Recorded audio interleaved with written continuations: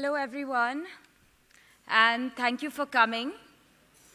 Malala Yousafzai seems to be the most well-known adolescent girl today, but what I'm going to talk about today is more related to something closer to home.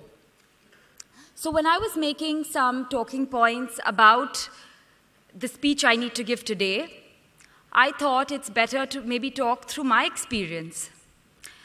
So not too long ago, I was an adolescent girl too. And I remember going through those teenage years, 13, 12, 13. It's a very confusing time.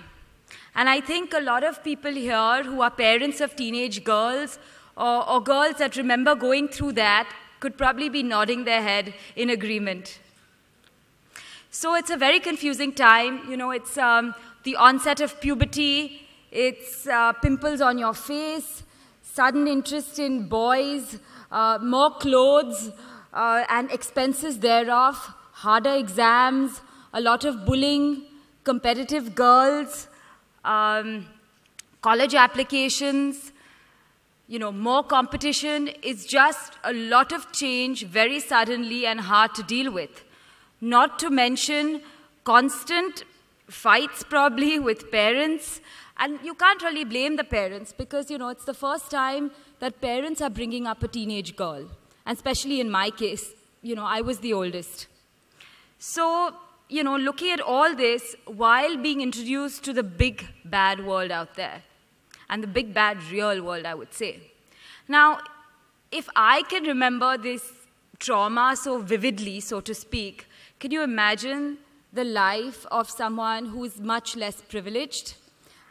You can imagine, and in addition to deal with all the confusion when she grows up that I've just mentioned, she has to deal with the prying eyes of men, of elder men that are, that think that molestation is just a fun game and is just a way of life, and she needs to accept that. She could be the first member of her family to have finished 8th grade. She's probably dreaming of becoming a doctor or a nurse or an engineer.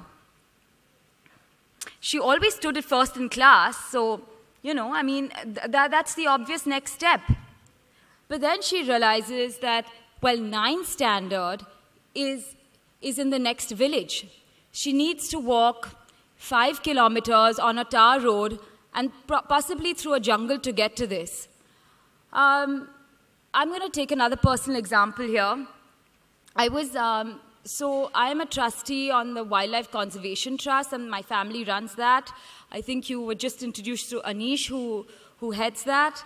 And as a result, and what we do is, in addition to helping NGOs, and of course we have our own organization that helps to support India's wildlife. We also work with communities around the forest in health and education. So now whenever I go to a forest, I concentrate on seeing what the villages around the forest are like.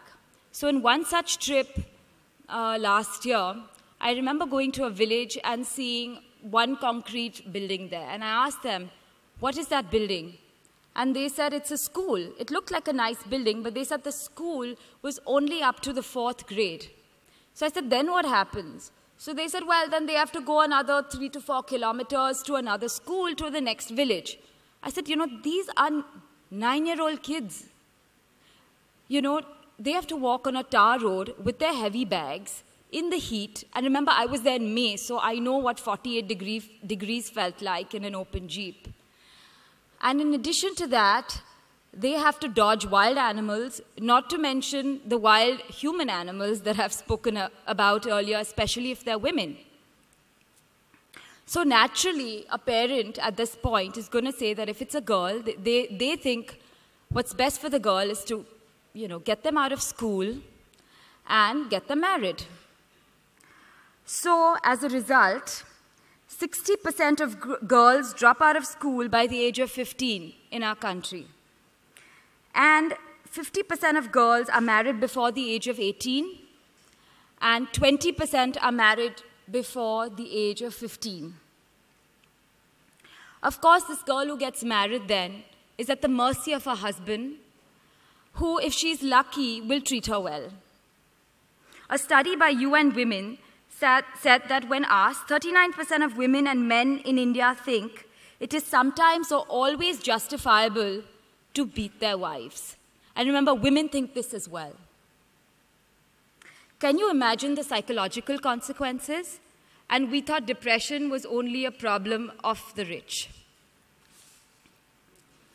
So coming back to why I wanted to support this group, besides Dasra writing some very insightful research reports on the subject, and for other obvious reasons that I have mentioned, I just think that I want to make the largest impact on happiness as I can. And by uplifting the lives of women and by raising their energy, I hope the happiness or positive energy will get transferred to their children. And so India can just be, and the world can just be a better, a happier, and a different place than it is today. Thank you.